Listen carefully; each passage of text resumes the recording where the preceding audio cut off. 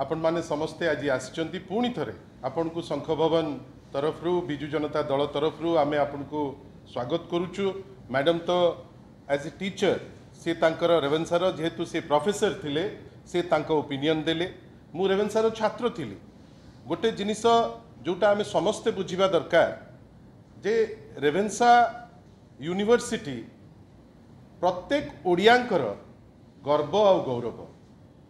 किए केवल पढ़िले जे ताकू नहीं करी गर्व करुले सेमती नहीं। आपणकर बालेश्वर लोक तापई गर्वित, पश्चिम ओडिशा रे लोक तापई गर्वित। प्रत्येक बापा माँ ओडिशा भितर जी थांती तांकर गोटे आशा और आकांक्षा थाए जे मोर पिलाटी केमती रेवेन्सा रे गोटे जगाटे पाऊ।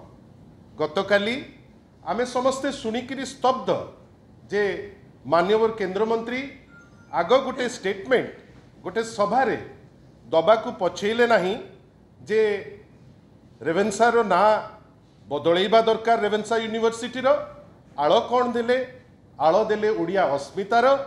एवं दुख लागिला जे किछि समय परे माननीय केंद्र मंत्री कहिले जे यह मोर व्यक्तिगत मत। बंधुगण आपण व्यक्तिगत मत दे कहीदेवे केतबेले जे 300 यूनिट इलेक्ट्रिसिटी फ्री आउ दल ताकू किछि ता उपरे टिप्पणी न दे सारा ओडिशावासी को आपण भुआ बुलेइबे। आपण हठात किनी कहीदेवे जे रेवेन्सा विश्वविद्यालय रो आपणकर ना बदला जीवो तार कारण कौन ओडिया अस्मिता। मु आश्चर्य नौंक दुर्भिक्षर द्वाही मध्य देले। नौंक दुर्भिक्ष आम समस्त को दोहलई देइछि। ओडिया इतिहास रे जदि कोनोसी गोटे घटना जोटा समस्त को दोहलई देइतिला से होउछि नौंक दुर्भिक्ष, जोटी 30 लाख रु ऊर्ध्व आम भाई भौणी माने सेतबेले जीवन हारिथिले। किंतु ठीक सही समय रे शिक्षा और प्रचार और प्रसार धर्मेंद्र भाई सी होउचंती ओडिशार केंद्र मंत्री। सी वर्तमान दिल्ली रे जानी रखिबा दरकार जे जेतबेले आपण निंदुचंती ओडिया अस्मितार कथा कहउचंती, जेतबेले आपण नौंक दुर्भिक्षर कथा कहउचंती टिके तो इतिहास पढ़ी थांते।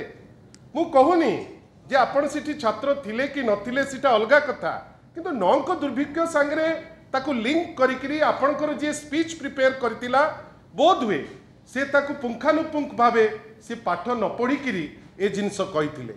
मु आपणकर निमंते एवं आपणक माध्यम रे ओडिशावासी को सूचैबा पई चाहूछु।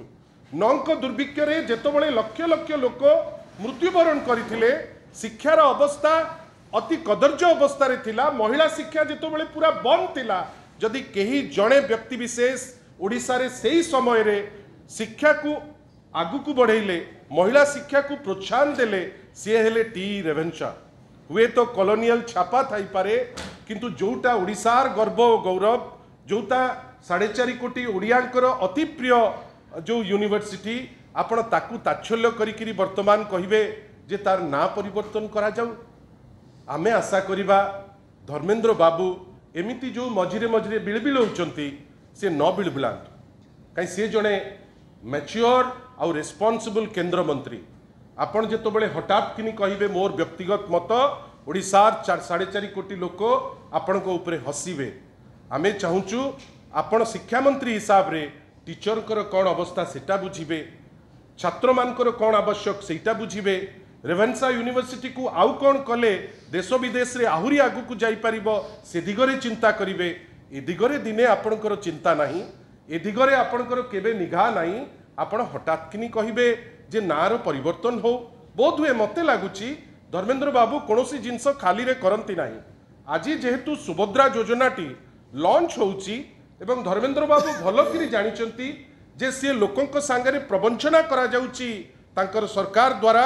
आउ अनेक जिनिस जहाँ कही मिछ कही एवं आज ताकू कंप्लीट करि पारु नाहंती। गोटे अलगा डिबेट आरंभ करी सुभद्रारू निगा दूरेबा पाई से रेवेन्सा जिनसटी आरंभ करचंती। रेवेन्सा को राजनीति भितरे न पुरांतु। रेवेन्सा गोटे इमोशन, तार टीचर हुंतु, तार शिक्षक हुंतु, तार अभिभावक हुंतु, ये सबू लोक अत्यंत मर्माहत काली ठारू मते तो लागुची धर्मेंद्र बाबूंकर ए व्यक्तिगत मत समस्त को आघात देइछि। एवं सी जदि जड़े जड़े भावी बा चिंतीबा लोक हो यही टाइप रो स्टेटमेंट देइचंती मते लागुची आज भितर जेतिकी प्रतिक्रिया आसीची से रियलाइज करिथिबे जे जहाँ कहिचंती ता भूल एवं आमे तांकु व्यक्तिगत भावे कहूचे जे सी ओडिशावासी को क्षमा मागंतु आउ एई टाइप रो चातुरी सी टिके दूरे की रहिले आमे भलो पांतु।